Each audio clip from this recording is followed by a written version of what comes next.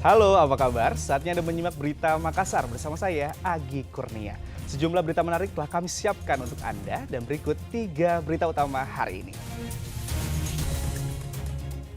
Kapal asing asal Cina dievakuasi tim SAR di perairan Selat Makassar karena kecelakaan. TPS 4 Kelurahan Arawa, Kabupaten Sidrap menggelar pemungutan suara ulang karena ada indikasi kecurangan. Badan Pengawas Pemilu Sulawesi Selatan memprediksi 2 TPS di Kota Makassar berpotensi melakukan pemungutan suara ulang.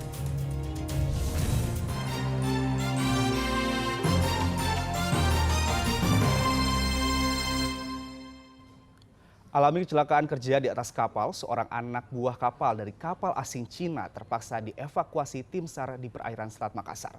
Korban dilarikan ke Rumah Sakit Pelomonia Makassar dikarenakan fasilitas kesehatan di atas kapal yang ditumpangi korban kurang memadai. Tim Basarnas Makassar melakukan evakuasi pada anak buah kapal kargo MV Hengshan Fraki di perairan Selat Makassar, Sulawesi Selatan pada Sabtu siang. Kapal tersebut mengalami kecelakaan hingga anak buah kapal mengalami luka-luka pada Sabtu siang lalu. Seorang ABK diketahui bernama Liu Chengfu. Warga asal Cina itu terpaksa dievakuasi untuk mendapatkan pertolongan medis tingkat lanjut setelah ABK itu mengalami kecelakaan kerja di atas kapal hingga jari tangannya putus. Korban harus mendapat perawatan medis tingkat lanjut di Rumah Sakit Pelomonia Makassar karena fasilitas kesehatan di atas kapal yang ditumpangi korban kurang memadai. Dan kami membutuhkan waktu 45 menit untuk menuju ke LKK. Dan setelah itu pergerakan kapal ke titik lokasi dan melakukan evakuasi dengan baik, dan kami membawa kembali ke pelabuhan Soekarno-Hatta untuk melakukan medevac untuk penanganan kesehatan selanjutnya. Baik Pak, apakah ada kendala sejauh ini dalam kecelakaan tersebut Pak? Baik, untuk kendala sampai saat ini belum ada, dan korban tersebut langsung dievakuasi ke rumah sakit terdekat yang ada di Kota Makassar, dan saat ini juga yang ditangani oleh pihak agen. Setelah mengevakuasi anak buah kapal ke rumah sakit, tim SAR lalu berkoordinasi dengan petugas imigrasi Kota Makassar serta konsulat Cina untuk Indonesia, pihak agen, dan Polairut Polda Sulawesi Selatan karena korban adalah warga negara asing atau WNA. Andi Muhammad Sardi melaporkan dari Kota Makassar. Harga beras dan telur di pasar tradisional Lakesi, Kota Parepare melonjak naik. Harga telur naik diduga karena harga pakan ternak yang juga naik akibat cuaca ekstrim melanda sentra perkebunan jagung. Harga beras jenis premium di pasar tradisional Lakesi Kota Parepare melonjak naik dari Rp14.000 ke harga Rp16.000 per kilogram pada Senin kemarin. Sementara harga beras biasa, yaitu harga dari pengolahan pabrik, mencapai Rp14.000, sedangkan harga beras bulog mencapai Rp10.950 per kilogram. Menurut pedagang, saat ini konsumen lebih banyak memilih membeli beras bulog karena harga yang terjangkau. Biasanya 14 tega ya premium. Sekarang sudah 16.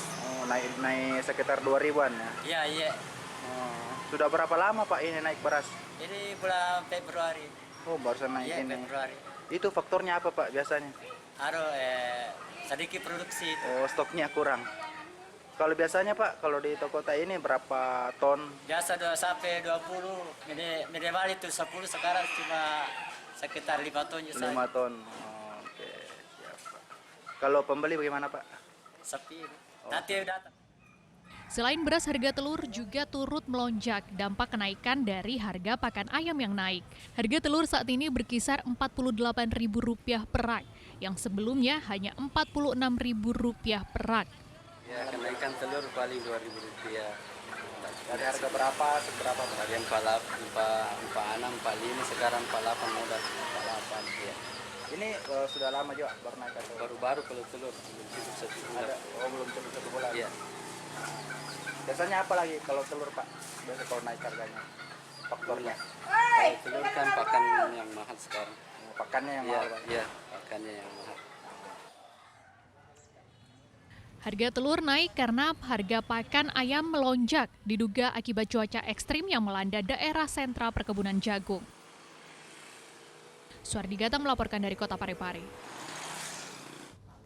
Seorang laki-laki tewas di salah satu kamar hotel di Parepare. Tidak ditemukan tanda-tanda kekerasan di tubuh laki-laki tersebut. Nasir, pria berusia 64 tahun ditemukan tak bernyawa di salah satu kamar penginapan di Kota Parepare pada Jumat pekan lalu. Petugas hotel mengetahui kondisi Nasir setelah wanita yang bersamanya di kamar hotel itu melapor ke pihak pegawai hotel. Korban saat itu dalam kondisi kejang-kejang. Pegawai hotel kemudian menghubungi call center 112 atau nomor darurat petugas medis. Namun saat ambulan dan petugas medis datang, korban sudah tidak bernyawa.